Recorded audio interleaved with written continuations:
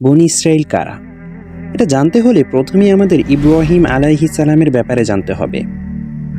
আমরা হয়তো অনেকেই জানি, ইব্রাহিম আলাইহিস সালামকে ফাদার অফ ফেইথ বলা হয়।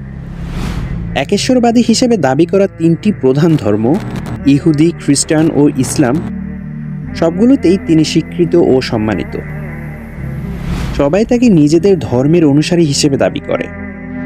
এই টানা হ্যাচড়াকে খণ্ডন করে দিয়ে আল্লাহ কোরআনে তাকে আখ্যায়িত করেছেন হানিফ হিসেবে। ইতিহাস থেকে জানা যায়, ইব্রাহিম আলাইহিস সালামের বাবা ছিলেন একজন মূর্তি পূজক, অপরদিকে তিনি এক আল্লাহতে বিশ্বাসী। একত্ববাদের বাণী প্রচার করতে গিয়ে স্বভাবতই তৎকালীন রাজার সাথে বিবাদে জড়িয়ে পড়েন। তার সম্প্রদায়ের লোকেরা মুখ ফিরিয়ে নেয় তাওহীদের বাণী থেকে।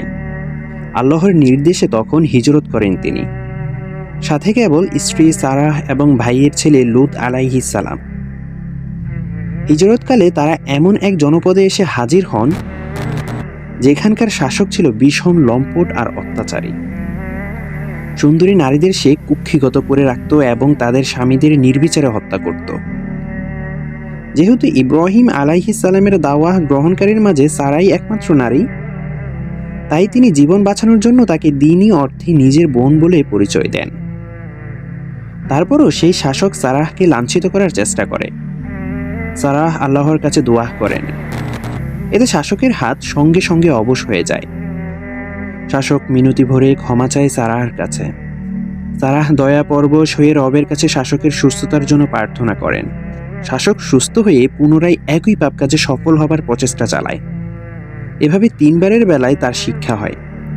অগত্য সে সারাহকে ছেড়ে দেয় এবং উপহার হিসেবে প্রদান করে হাজেরাকে, যিনি ছিলেন ইব্রাহিম আলাইহিস সালামের মালাকাত আইমানুহ।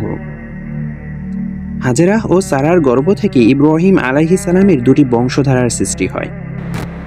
একটি ধারা তৈরি হয় ইসমাইল আলাইহিস সালামের মাধ্যমে, যিনি এসেছেন হাজেরা আলাইহিস সালামের গর্ভ থেকে।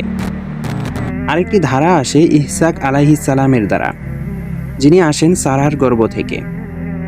এখন আমরা দেখব সকল ধর্মের মূলে ইব্রাহিম আলাইহিস সালাম কিভাবে জড়িত ছিলেন। মাঝখানে অনেকে থাকলেও মূলত ক্রমটাই এরকম। এখানে আমরা দেখতে পাচ্ছি বনি ইসরাইল মূলত ইয়াকুব আলাইহিস সালামের বংশধর।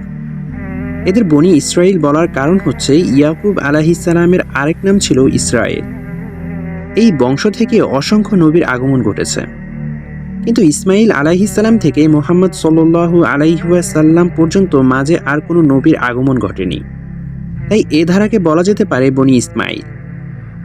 ইব্রাহিম আলাইহিস সালামের প্রথম সন্তান ছিলেন ইসমাইল আলাইহিস সালাম।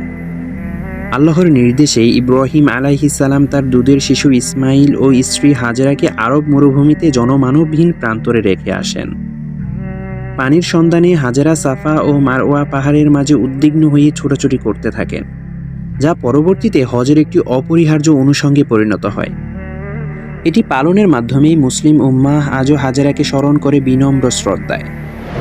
আল্লাহর অলৌকিক নিদর্শন হিসাবে এ সময় সৃষ্টি হয় জমজম কূপ, যাকে কেন্দ্র করেই জনশূন্য মরুভূমি পরিণত হয় জনবহুল শহরে। ইসমাইল আলাইহিস সালামের উত্তরসূরিরাও সেখানেই বেড়ে উঠতে থাকে, প্রজন্ম থেকে প্রজন্মান্তরে। এদিকে ইব্রাহিম আলাইহিস সালাম তার প্রথম স্ত্রীকে নিয়ে বসবাস করতেন শামে, যা এখনকার সিরিয়া, জেরুজালেম সহ বিশাল একটি জায়গা নিয়ে গঠিত ছিল। ফেরেশতারা যখন লূত আলাইহিস সালামের জাতিকে ধ্বংস করার জন্য প্রেরিত হলেন, সেই একই সময়ে তারা ইব্রাহিম আলাইহিস সালামকে সারার গর্ভে ইসহাকের জন্মের সুসংবাদ দেন।